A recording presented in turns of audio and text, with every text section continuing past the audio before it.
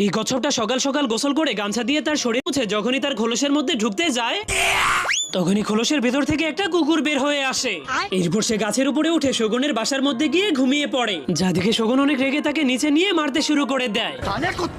এই জন্য শালা কুকুরটা চুপচাপ লুকিয়ে লুকিয়ে অন্য একজনের ঘরের মধ্যে ঢুকে পড়ে। এরপর এক লাফ মেরে বিছানায় গিয়ে ঘুমিয়ে পড়ে। তখনই সেই ঘরের মালিক কাঠবিড়ালি বরফে জমে তার ঘরে চলে আসে। এরপর সোজা আগুনের কাছে গিয়ে তার শরীরের বরফগুলোকে গলিয়ে দেয়। এরপর সেই বিছানাতে গিয়ে ঘুমিয়ে পড়ে যেখানে কুকুরটা আগেই ঘুমিয়েছিল। কিন্তু তখনই কুকুরটার নাকে কাঠবিড়ালির গন্ধ চলে আসে।